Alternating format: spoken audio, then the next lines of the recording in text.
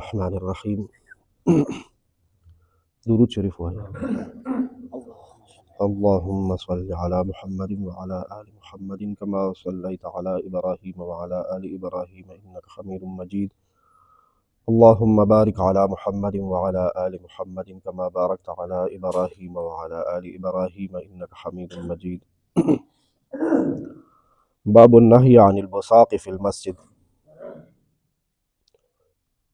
جمعات کی تکل منع دی،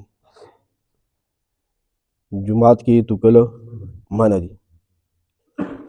والامر بازالته منه اذا وجد فيه. او کچا په جمعات کې لاړې تکلی ولیدي نو دته د شریعت حکم دی چې دا د بل تکلی لاړې دي د مسجد نه د جمعات نه لرې کړي. د خپل اندي په جمعات کې لاړې تکل منع دي او که چېرته کې یو ناپوهه جاهل کس کړي نو ما ته حکم دی چې دا لرې کړم. والامر بتنزیه المسجد عن الاقذار. او حکم دی چې جمعات د نورو ګندګو نه پاک ساتم. ما ته حکم دی چې جمعات به د نورو ګندګو نه د هر قسم ناخوښه څیزونو نه پاک ساتم. او په داسې حال کې چې خپې جمعات کې وي او دی توکل بهر ته کوي، د جمعات دیوال وړوکی او په دیوال بهر ته توکي دا منع دي.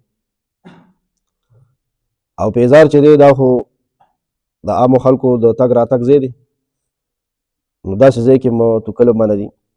د توکلو خپل ځای شته که نه پکې. 1493 نمبر حدیث شریف دی، 1693 نمبر. عن انس رضی اللہ تعالی عنہ، سیدنا حضرت انس رضی اللہ عنہ نے روایت تھے ان رسول اللہ صلی اللہ تعالی علیہ وسلم قال چې شک پکې نشته د الله پاک را لېږلی شوي پیغمبر صلی الله تعالی علیه وسلم فرمایي البصاق فی المسجد خطیئة. لاړې توکل په جمعات کې خطا ده، ګناه ده. په جمعات کې لاړې توکل ګناه ده. وکفارتها دفنها. او د دغې ګناه کفاره و ازاله بیا د دغې لاړو دفن کول دي. متفق علیه. دا حدیث متفق علیه دی. امام بخاری رحمه الله صحیح بخاری شریف کی او امام مسلم رحمه الله صحیح مسلم شریف کی ذکر کړی دی. صحیح بخاری شریف کی کتاب الصلاۃ باب کفارة البزاق فی المسجد او صحیح مسلم کی کتاب المساجد باب النهی عن البصاق فی المسجد.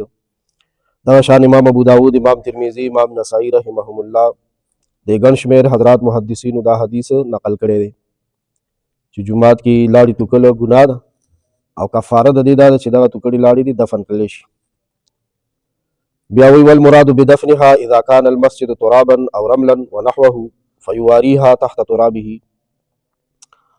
د لاړو د دفن کولو نه مراد وی دا دی که جمعات کچاو د خاورو یا د شګیو یا دغه شان د بل څه څیزو خو کچاو دفن کول دا دي چې د خاورو د لاندې کړلی شي. بس لاړې خو پاکې دي خو قابل کرکه شی دی. لاړې پاکې دي خو ترې نه انسان کرکه کوي، د کرکې شی دی. نو که جمعات کچاو بیا دې دفن کړلی شي. قال ابو العباس الرویانی من اصحابنا في كتابه البحر وقيل المراد بدفنها اخراجها من المسجد. او مراد وی د دې نه دویم قول ورکې دا دی چې مراد د دفن کولو نه دا دي چې د دې جمعات نه وویستلی شي. بعضې پاک داون انسانان دي که نه، هغې ځان سره ټیشو پیپر جیب کې ساتي، د ټیشو پیپر یو ډکره رابېله کړي او جمعات پې صفا کړي یا چېرته صافي وکتلی شي. اما اذا كان المسجد مبلتا او مجسسا فدلكها عليه بمداسه او بغيره كما يفعله كثير من الجهال. او بعض ویلی دي چې د دفن کولو نه مراد دا دي که دا مسجد د کاڼو نه جوړي یا پوخي نو هغه بیا په پیزار وغیره سره مګل لکه څنګه چې اکثر جاهلان داسې کوي نو دا بیا دفن کې نه راځي. فلیس ذلک بدفن. فرش ته کنه ټیل لګېدلی دی او لاړې پې دو توکلي یا بل چا توکلي دی او بیا یې په خپه مږي پې نو دا دفن کول نه دي بل زیادة فی الخطیئة وتکثیر للقذر فی المسجد. دا خو نور زیاتول دي دغه ګناه او نور زیاتول دي په جمعات کې دغه ګندګۍ او خوري وعلى من فعل ذلك ان يمسحه بعد ذلك بثوبه او بيده او غيره او يغسله. او په هغه چا باندې لازم دي چې چا نه داسې کار وشو په جومات کې لاړې وتکلي نو په ده باندې اوس واجب دي چې دې نه بعد د په کپړې سره یا په لاس سره یا په بل پاک سیز سره د دا پاک کې لرې کړي یا په اوبو سره ووینځي. بهرحال د دې حدیث مبارک نه به موږ او تاسو ته اندازه شوي چې پیغمبر علیه السلام موږ او تاسو ته حکم کړی دی چې جومات به د هر قسم ناخوښه څیز نه پاک ساتو. او دا به صرف د گلشن ماما ډیپټي وي که زمونږ به وي. د زرخان ماما الله دې وبخي د هغه ډیپټي وه، د گلشن ماما ډیپټي ده، د عبدالمجید خان ډیپټي ده. په دې دیوالونو دومره دوړې پرتې وي زما ورته لاس نه برابرېدو چې زه ورته د خپلې ډیپټۍ نه راپارغه شم.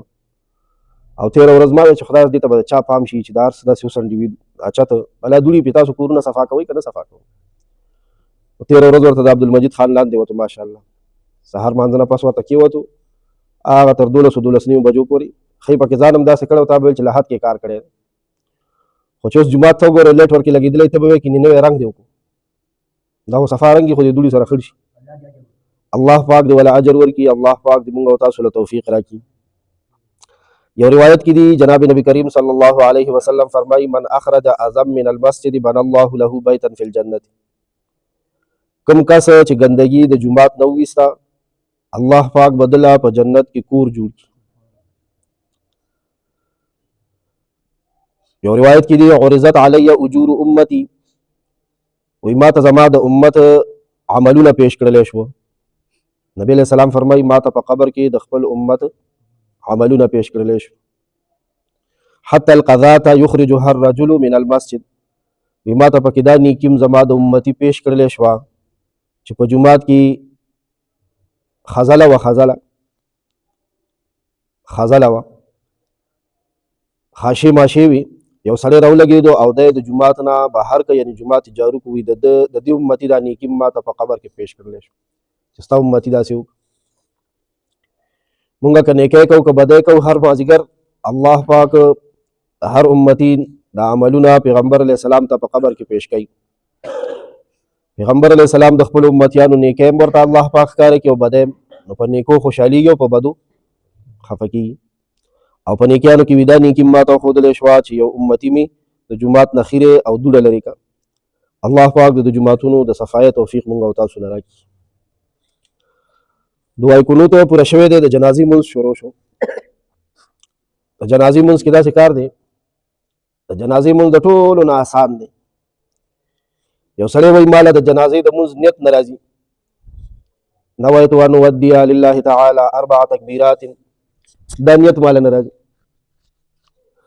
نو دی صرف دومره وایي چې نیت مې د امام په نیت.